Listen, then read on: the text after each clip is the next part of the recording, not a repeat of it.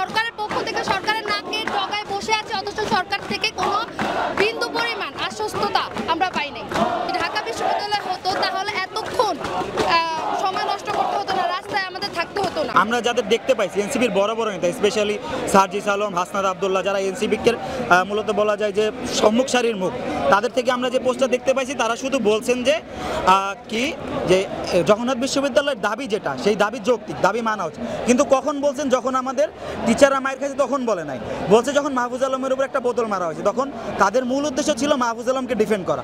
মাহফুজ আলমকে ডিফেন্ড করার পর তারা কি করছে, সেইখানে এসে বলছে যে মাহফুজ আলমও বলা যায় যে আমাদের এনসিপিতে হয়তো যখন সরকার চেঞ্জ হবে তখন সেই এনসিপিতে একটা বড় পোস্টে যাবে, তো তাকে ডিফেন্ড করা হয়েছে। কিন্তু কি বলা হয়েছে, কিন্তু আমাদের যে প্রধান উদ্দেশ্য সেটা নিয়ে তারা সারাদিন নীরব ছিল। তারা কখন সরব হয়েছে? যখন আমরা মাহফুজ আলমের একটা অতর্কিত ঘটনা যেটা হয়েছে সেটা আমরা দুঃখ প্রকাশ করি, যেটা হওয়া উচিত হয় নাই। কিন্তু তাদের যে একটা মূলত থাকা উচিত, অন্যান্য দলগুলো আমাদের সাথে যেভাবে ইসলামী ছাত্র শিবির, এছাড়া আমরা দেখতে পাচ্ছি যে জগন্নাথ বিশ্ব ছাত্র দলের যারা আছে এবং অন্যান্য ছাত্র সংগঠন সবাই এসছে, কিন্তু আমরা এনসিপি থেকে তেমন কোনো পার্টিসিপেশন দেখতে পাচ্ছি না যেটা উল্লেখযোগ্য হারে বলা যেতে পারে। আশা করি ক্যাবিনেট মিটিংয়ে হয়তো বা পজিটিভ কিছু যদি আসে এবং সেটা একটা সুস্পষ্ট লিখিত আকারে যদি আসে তাহলে হয়তো বা আমরা আশা করতেছি কিছু একটা আসবে পজিটিভ। এটা ভেবে আমরা হতাশ হয়েছি যে এখনো পর্যন্ত রাষ্ট্রের পক্ষ থেকে কোনো আশ্বাস আমাদের দেওয়া হয়নি।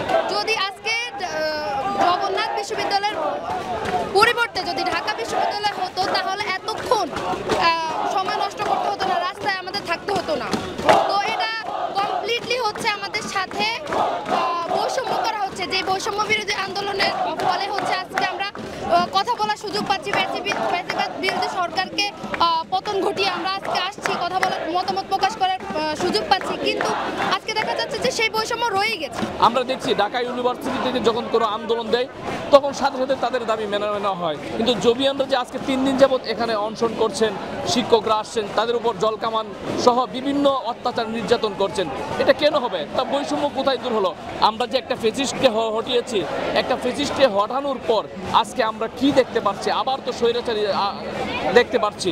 আমরা দেখতে পাচ্ছি যেভাবে উপদেষ্টারা কটাক্ষভাবে তাদের উপর আক্রমণাত্মক কথা বলে, এটা তো আমরা তাদেরকে আশা করি না, কারণ আমাদের রক্তের উপর দাঁড়িয়ে তারা এখানে বসেছে, আমরাই তাদেরকে বসিয়েছি। আজকে আমাদের ছাত্রদেরকে তারা প্রাধান্য দিবে। আজকে ছাত্রদের প্রাধান্য না দিয়ে কিভাবে তাদের ক্ষমতা টিকিয়ে রাখতে চায় তারা সেই চেষ্টা করছে।